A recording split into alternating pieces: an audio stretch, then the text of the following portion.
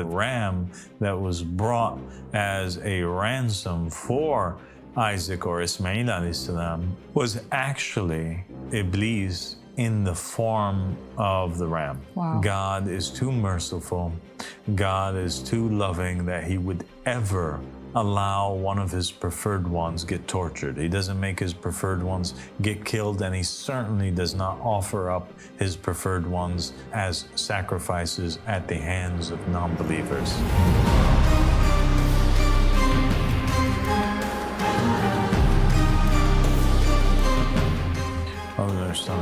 بسم الله الرحمن الرحيم اللهم صل على محمد وعلى محمد الهم والمهديين والسلام تسليما السلام عليكم ورحمة الله وبركاته. Walaikum salam wa rahmatullahi wa barakatuh, Father. Thank you for joining me again. Thank you so much for having me today. So today we're going to talk about the crucifixion, all right? And whether or not it was a sacrifice to atone for sin. Okay, because that's at the center of the belief of Christianity. It's all about that. It's all about the sacrifice of Jesus Christ. For Christians, that was the Day of Atonement. And we're going to talk about the Day of Atonement in Judaism and the idea of sacrifice in exchange for sin in Judaism, Christianity, and Islam. Okay? So basically what happened is that the Jews were looking for a savior. They were looking forward to this great prophet that was to come. And that's why at the time of Jesus, they were asking about him because of these prophecies that the previous prophets and messengers had spoke about the coming of somebody who was as great as Moses. And so they were waiting. They were waiting for this prophet that would come and not speak on his own behalf. This savior, this Messiah that would rule over all of Jerusalem and bring about a divine just state.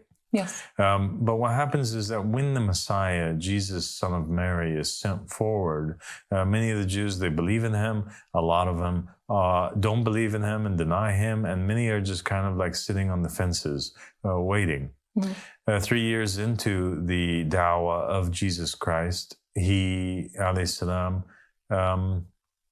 is killed in the apparent. He's crucified. And then there became this problem which had to be solved. Because even the disciples of Jesus Christ who were with him, they didn't even understand. They didn't even know. Yeah. So that first generation of people, they didn't have the answers. They didn't understand from the conversations that they had face to face with Jesus Christ that this was supposed to happen. It took them off guard. It took them by surprise, let alone future generations to come, right? Yeah.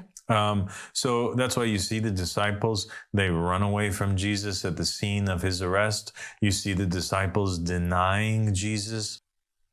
You see the disciples in the New Testament, disbelieving in the very idea of the resurrection of Jesus altogether, hence the scene that they have written in there, regardless of its true nature, the scene of doubting Thomas and how he's kind of questioning the very idea that Jesus would come back. Yeah. Right? Yeah. And they thought that the Messiah's job was going to be, and they understood from the words of Jesus that he was going to rule. And so when he didn't rule and he died on the cross in the apparent in front of their eyes, they didn't understand what to do now. Yeah. Yeah, they were hiding at first. They were hiding at first. Yeah. Yeah, they were scared. So things had to make sense for them. Now they had to understand like what's going on, And when they finally decided after writing their gospels to, and their accounts to go out to the world and start spreading the message, they basically they replaced Judas Iscariot, who had now betrayed and went and committed suicide by hanging himself.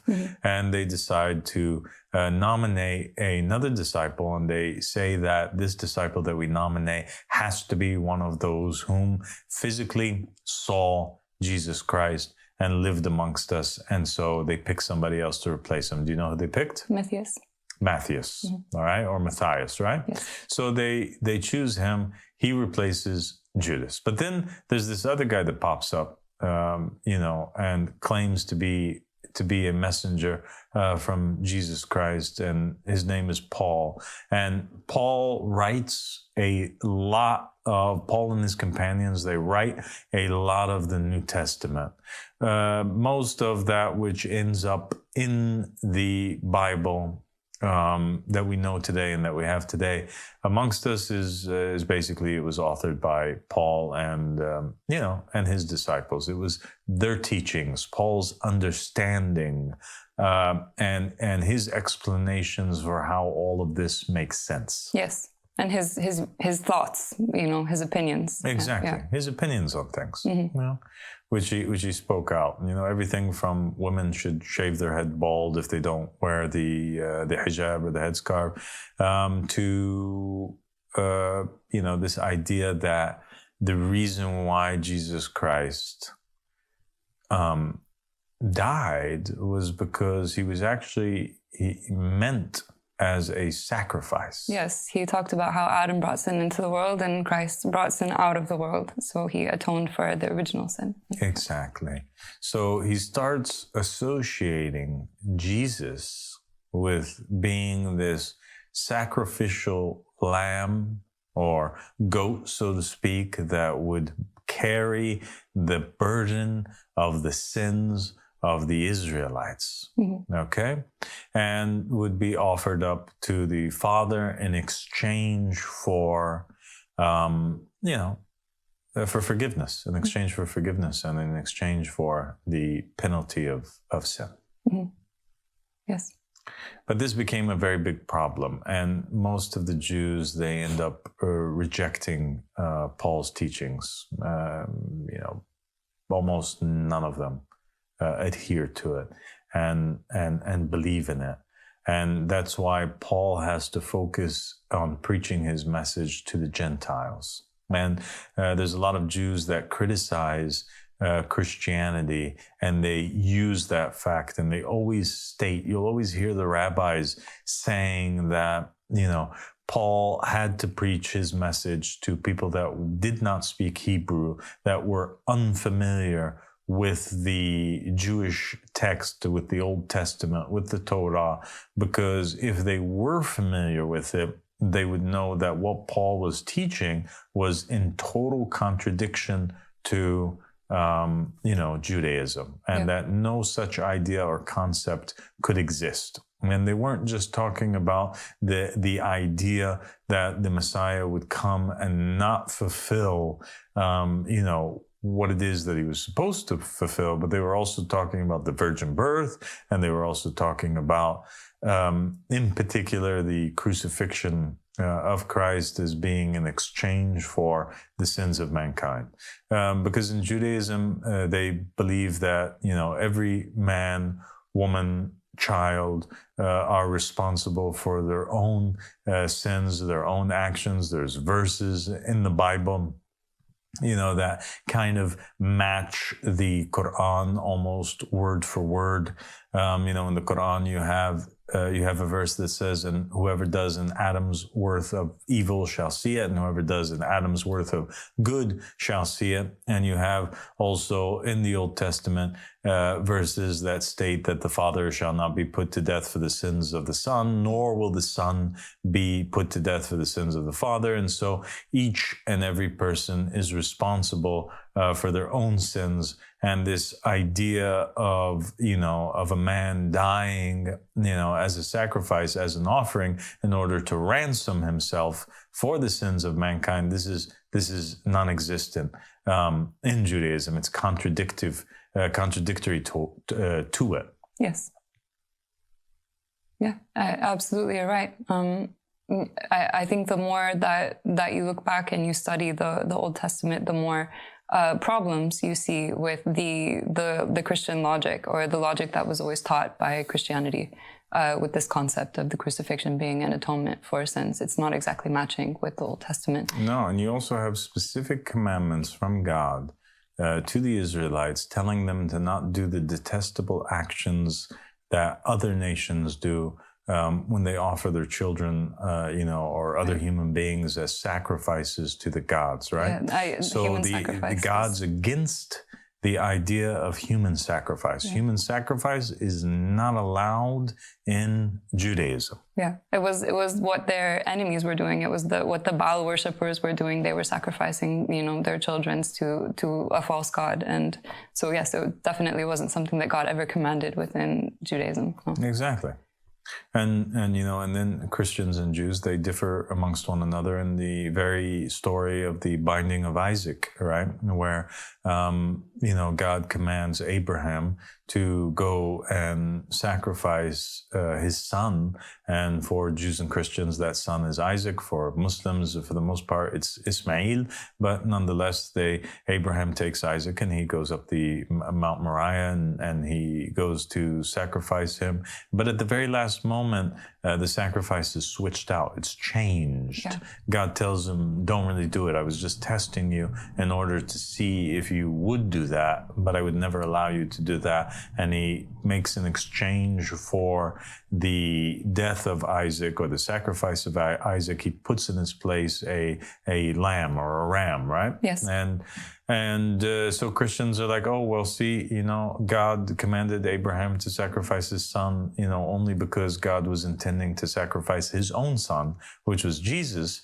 And Jews look at it like, oh, no, that's God saying basically that it's impossible that he would accept a human sacrifice. And always it's an animal that is in exchange for, a human sacrifice. Yes. Okay. Mm-hmm. So animals, ransom, human beings. Mm-hmm. This is the idea that is within Judaism, not that a human being can ransom himself for the sins of other human beings. Yes. Judaism, every man for himself, but there are ransoms, there are ways to transfer sins, but when you transfer it, or when you sacrifice to atone for your sin, it's always done through an animal. Yes. And that's what we see taking place on the Day of Atonement, where we have this story. The Day of Atonement is a very important day for the Jews. And this day is the day where basically Israel gets rid of its sins.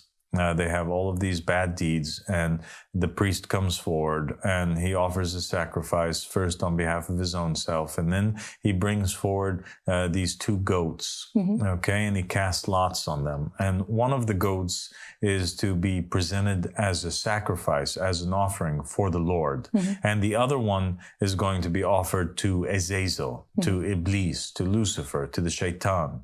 And basically what the priest does, in short, is that he goes and he lays his hands on top of the goat that was meant for Azazel, and he transfers by confession and ritual all of the sins of the Israelites from himself and on behalf of the nation onto the goat that's meant for Azazel. Mm-hmm. And then that goat that's meant for Azazel is taken out and let loose in the wilderness. And the goat that is meant for the Lord, it is sacrificed. Yes. Okay? Mm-hmm. And so the idea here is that Israel gets rid of its sin by placing all of its collective sin onto the goat, and the goat is let loose. Yeah. So then this story itself becomes problematic for Jews when accepting this notion of Jesus Christ. Yeah. Because they think to themselves, well, if God can load all of the sins of the Israelites onto a goat, what does he need to sacrifice his Messiah or a human being for? That doesn't even make sense. Yeah, it is strange, actually, that when you're mentioning it, to think that this is a ritual that was done from time to time. It was done periodically to get rid of the sins that it didn't work for the future sins. It worked for the past sins. So it was done to get rid of the sins that had been committed over the previous period. And it was with a goat. So why would God need to send his son? It's not very logical. Yeah. No, it's not logical, because the goat is sufficient. Yeah. So if the goat's sufficient, why do we need to take God's most beloved, right? In the case of Christians, his most beloved son, right? Or his only son, and sacrifice him like that when a goat could have done the duty. True. And this was God's own instructions in the Torah. This is how he instructed Moses to tell Aaron to perform the ritual. So this is God's own words. Yeah. So. And Christians have sought to understand this ritual of the Day of Atonement, and tie it with Jesus, and they came up with many explanations throughout the years. St. Augustine, he had this ransom theory that he had wrote about and spoke about. He talked about this theory that Adam had sold mankind out to the devil by sinning. Mm-hmm. So when Adam sinned, all his children that came into the world, they inherited this sin from him. And so they all became the property of the devil. Okay? Okay. And in order to buy them back, God has to pay a ransom to the devil. And so the ransom, which he uses to pay the devil, just like over here, the goat was paid in the Day of Atonement as a ransom to the devil, Jesus Christ is sent forward as a ransom, as a payment to the devil. And so the devil accepts the payment, because now he gets a hold of Jesus Christ, whom he considers to be a very big threat to his kingdom, right? Okay. And he releases the souls of all those, pure ones whom would believe in Jesus Christ, because that's the deal between him and God. Okay. Right? Okay. But then when the people are freed and when Jesus makes it over to the devil realizes that it was all a trick. God had tricked him. And how did he trick him? He tricked him because Jesus escapes from the clutches of the devil. He goes into the belly of the earth for 3 days and 3 nights, and then he escapes and comes back from the dead. Because he was sinless, the devil had no hold over him in the first place. Okay. Okay. It's an interesting theory. I would say that it's sort of lacking in evidence. Like I'm not really sure the origin of his thought process, why he's theorizing this, but it's an interesting theory. Yeah, it's an interesting theory. And they came up with other theories, and they tried to continue to hold on to and push the idea that Jesus was a sacrifice in exchange for sin, because that's the basis that Christianity is on. If you take away that, and you don't believe, and you delete also the Prophet Muhammad sallallahu alaihi wasallam. So for Muslims, it's okay that Jesus, his dawah ends after 3 years, or that God raises him to him, and that his body is crucified in the apparent. There's no problem in that, because Jesus still fulfills his role as the forerunner to the Prophet Muhammad sallallahu alaihi wasallam. Right? The story continues, yes. The story continues, so there's no problem in that. But for Christians who want to stop with Jesus and Jesus having not accomplished or fulfilled the expectations of the Jews in the establishment of a divine just state, it becomes a very big problem for them to kind of make sense of and come up with something meaningful that Jesus did in his life, right? Yeah, because if he didn't save people by establishing a divine just state, and he also didn't save people by taking away all their sins for all time, then what did he do? Nothing. Right. I think at the heart of it is also the establishment of a covenant. Like, this is at the heart of the covenant with Jesus. This is the deal with Jesus, that you believe that he made this sacrifice in exchange for your sins, and you are part of his covenant. So yeah, it kind of breaks the whole faith. But the covenant itself that he establishes with his disciples, at the Last Supper, they didn't even understand that. That wasn't even explicitly said to them, nor did they understand it. And like we previously mentioned, that's why they were all confused after he was arrested and crucified, right? Yes. So even that very covenant has a lot of assumptions that are made and thoughts and philosophies that are added into the mix. Nonetheless, let's move on to Islam and speak about that. So in Islam, this idea of being able to sacrifice something in exchange for something, it exists, okay? And you have it, for example, in the aqiqah that parents make where they sacrifice an animal after a newborn is born, after a baby is born in exchange, so basically the idea is that any bad things that were going to happen, harm that was going to happen to the child, God ransoms it with the animal by recreating this kind of binding of Isaac or binding of Ismail ritual, where we sacrifice the animal in exchange for our son, and God saves that son or daughter from death, from harm, from falling down, from breaking bone, from disease, by sacrificing the animal instead, right? Yes. So it's more of a sacrifice in exchange for well-being than it is a sacrifice in exchange for sin. Yes. Okay. Okay? Yeah. But it is also an animal, like in Judaism, that they're using. So that's one common point, for sure. Yeah, it is. But the idea of sacrificing something in exchange for sin is not directly part of Islam. In Islam, a person can repent to the Almighty, and God loves the person who repents, and He has the ability to forgive the person who repents without blood being in exchange for that. Okay. Okay? Okay. We do have a Gnostic text, a Gnostic manuscript called Al-Heft al-Sharif, which we have mentioned on several occasions.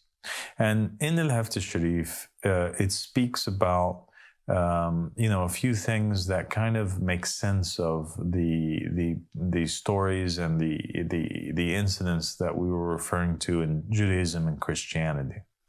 In Al-Heft al-Sharif, it says that Allah subhanahu wa ta'ala, created out of the good deeds and the bad deeds of the souls, He creates the bodies. Okay. Okay? And that the bodies, the physical bodies on this earth, are a reward and a punishment for the souls, made from their good deeds and their bad deeds. Okay, interesting. Okay? Yeah. And Al-Heft al-Sharif also states that the human bodies, all of the human bodies that are on the planet, they were created and made in the likeness of Adam and meant for the sons of Adam and the sons of Adam alone. Okay. Okay? And all of the deformed bodies, okay?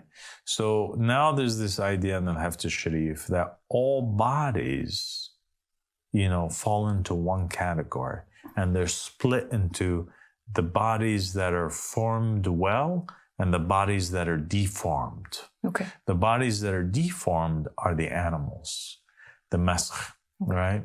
The birds, the fish, the critters that crawl on the earth and slither, the beasts, all of these animals, that these bodies were made from the sins of the people, and the human bodies were made from the good deeds of the people. And just like the human bodies were made for the sons of Adam, the animal bodies were all made as homes for the evil spirits and the demons and the sons and daughters of Iblis, of Satan. Wow. Okay, so there's this connection between the animal bodies and sin and, disobedience. And, that's fascinating considering what we know from the very beginning with Judaism and this connection between the animal bodies and sin. So then when we look into the story of the Day of Atonement under the context and the light of this explanation from Al-Heft al-Sharif, what do we find? We find that the ritual on the Day of Atonement, it makes sense. Yes, exactly. And it's explained fully.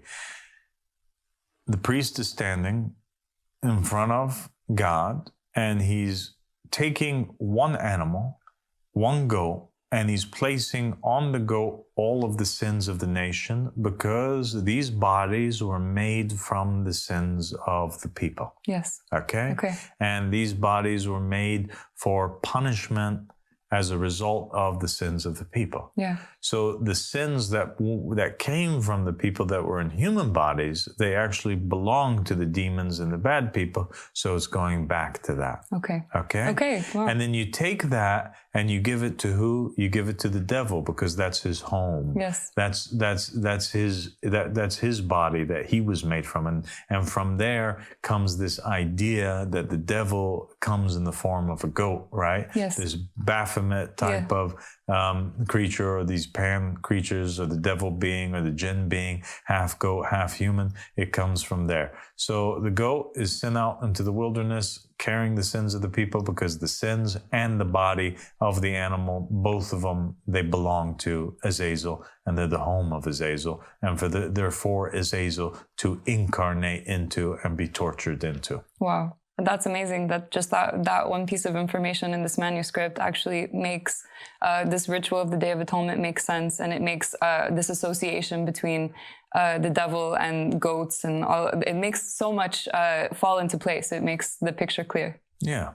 And then you have the other goat, which is also an animal, and it's also a body that's made for Satan. It's to be sacrificed as a sign. So it's as if through this ritual, God is showing, the priest is showing the Israelites that these bodies of the animals, they're made for the devil. They carry the sins of people, and they're made to be sacrificed, because death is the penalty of sin. And that is what those who object to God or these demons, that's what they deserve. Okay. Yes, makes sense. All those who rebel against God, they deserve death. Okay. Yeah. And human beings, they deserve forgiveness. And so the sons of Adam that have the human bodies, in the end, they enjoy forgiveness. And in Al-Hafta Sharif, it even states that in the very end, when everything will go back to its own jewel, is what the manuscript says, right? So when the believer stands in front of God on the day of judgment, he will be sinless. And so they ask, okay, Mufaddal asks, okay, so what happens to the sins of the believer? And Imam Sadiq alayhi salam, he says that those sins, they actually belong to the disbeliever, and so everything goes back. So the sins goes back to the disbeliever, and he's punished for it. So the sins of all believers get transferred to those whom are disbelievers. All those who believed in the supremacy of Allah subhanahu wa ta'ala, the reason why they sinned is because there were generations of mixing between the sons of the devil, right? And between the sons of Adam. Okay. And so their deeds became mixed as well. Okay. And so then you'll have some believers, right, or believers that will have good deeds and bad deeds. But the reason why they have bad deeds, because the sons of Adam are never supposed to have bad deeds, is because of the mixing that took place. And so all of these bad deeds, they end up going back to, its source, and that was the disbelievers that they mixed with. And all of the good deeds of the disbelievers, those who believe in the supremacy of man, and they believe that they can appoint their own ruler and they don't have to follow the ruler that's appointed by Allah subhanahu wa ta'ala. All of those good deeds that they did of kindness and acts of this and that, it all goes back to the believers whom had mixed with their ancestors and were the reason why they had these good deeds. So the good deeds go back to the believer, bad deeds and sin goes back to the disbeliever. The disbeliever is the son of Satan. The believers are the sons of Adam. Yes. Okay. The sons of man. That's really fascinating. And God is so merciful when you think about it, for allowing the believers, those who believe in the supremacy of God, to have this mechanism by which to rid themselves of sin. Yeah. So then with this understanding, also the story of the binding of Isaac or Ismail alayhi salam makes sense. And you actually have Imam Sadiq alayhi salam explicitly mentioning the story in Al-Haft al-Sharif and revealing the secret behind it.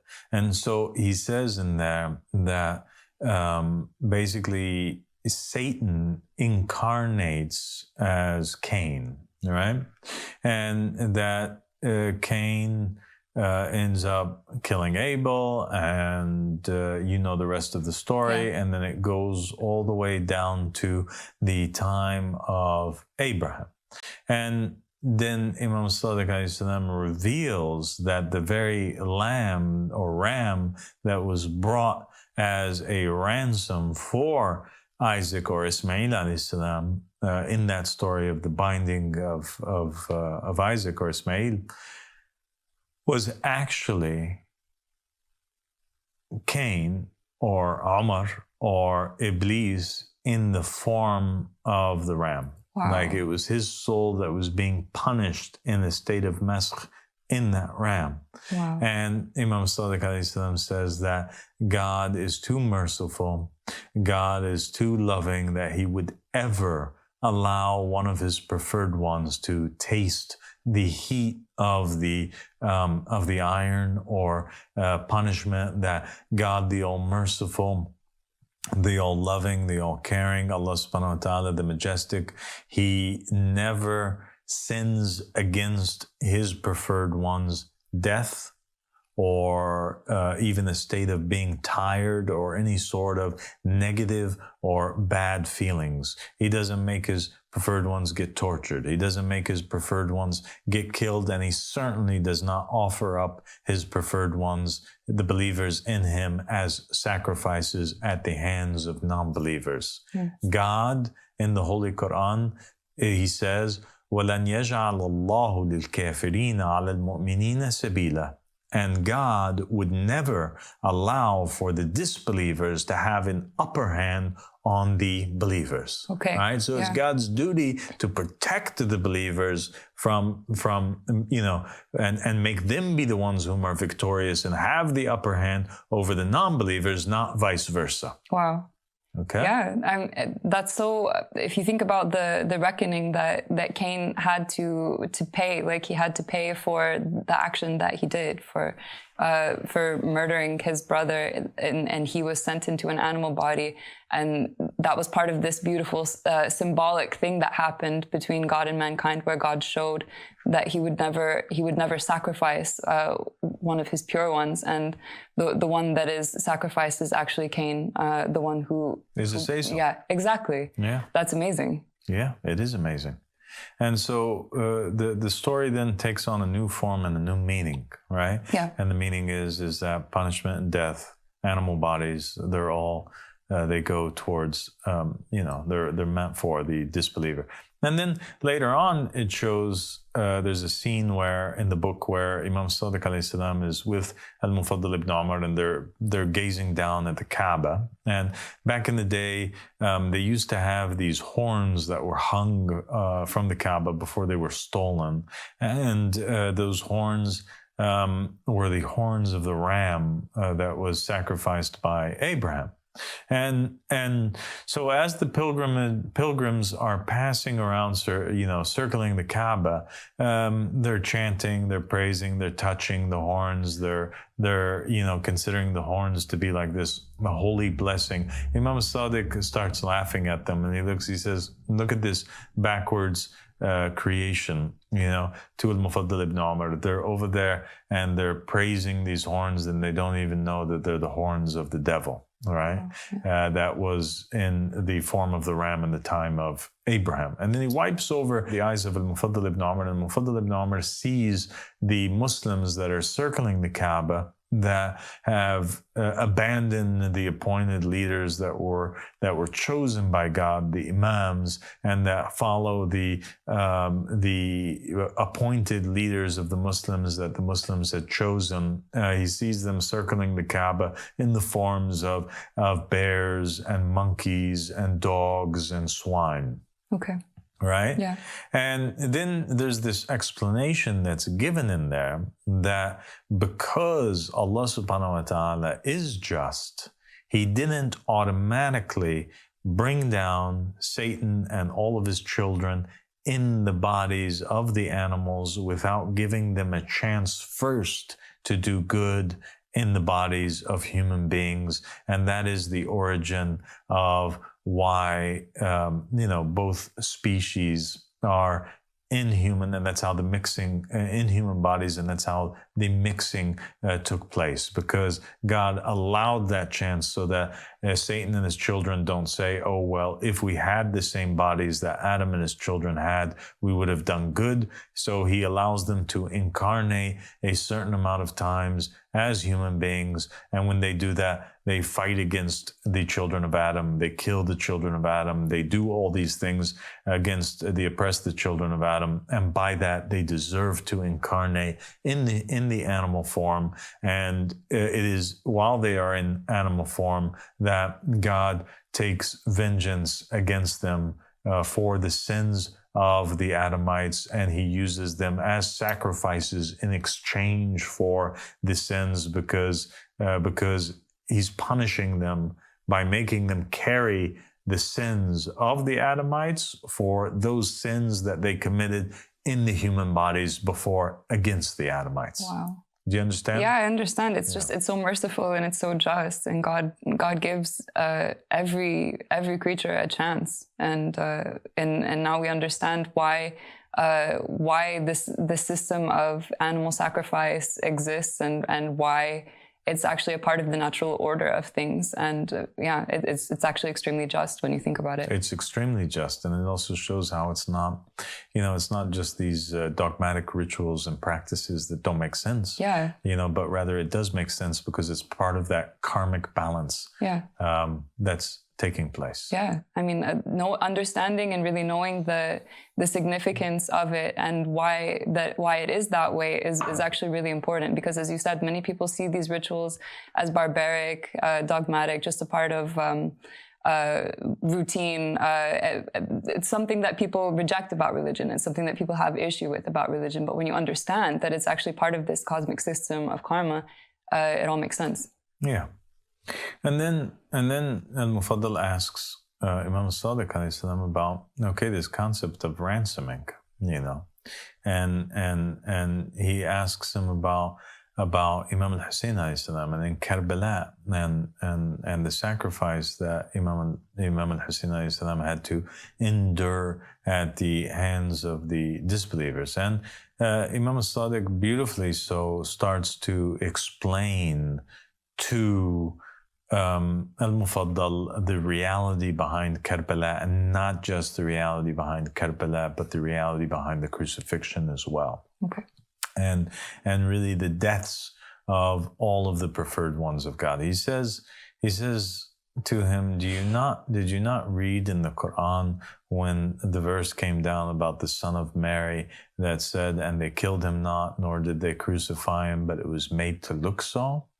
And then Imam Sadiq says, and as such is it with all of the preferred ones of Allah subhanahu wa ta'ala. God is too merciful to allow them to be tormented at the hands of the disbelievers. And so it was the case for Imam Hussein too. It was the case for Jesus. It was the case for John the Baptist. It was the case for Zechariah. And it's the case for all of the true believers. Wow. God only allows them to be tortured in the apparent, their bodies. But before they taste that torment and that torture, God removes their spirit or their soul from their body, and he raises them to the heavens above. And he only allows the torture of their body to take place so that it may be a proof against and a reason why God can now carry out the punishment against those evil ones that sought to kill and destroy. Wow. Okay? Yeah. So now God is the Savior. Yeah. He's a Savior who's jealous. He's a Savior who's just. He's a Savior who protects his preferred ones the true human beings, all those who believe in his supremacy, he never allows them to be harmed or to feel that pain. He takes them up onto himself, just like he did for Jesus Christ. Yeah. And he punishes their enemies. Yeah. Because they did do what they, in the apparent, they did do what they intended to do. Exactly. Is, yeah. And he forgives all of the believers and makes them enter into paradise sinless. Okay. By a blood sacrifice, yes, but a blood sacrifice against those who are animals who are deserving of it because they are the companions of the sin whom sinned in the first place. Wow.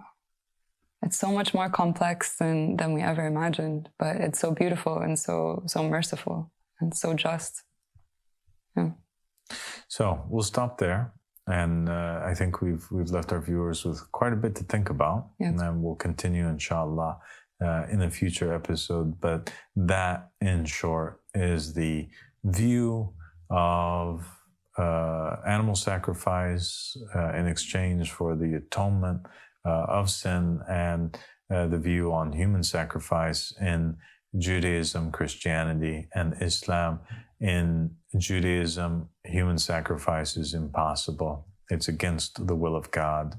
In Christianity, it is the ultimate sacrifice that must be done in exchange for sin. And in Islam, God would never allow for not just Jesus, whom he loved so much and was one of the best people to ever walk on the face of the earth. With nobody being greater than him or at the same level as him, except for Muhammad and the family of Muhammad alayhi salam. Not even the believers does God allow them to be sacrificed. He protects them, and he only brings down the torture and the punishment and allows the knife and the sword to affect the non-believers, whom are the children of Satan. So thank you so much, Tiffany, and God bless you. Thank you so much for everything that you taught me today. This is like an extremely fascinating and extremely important topic. So I really appreciate it. God bless you. God bless you. Assalamu alaikum.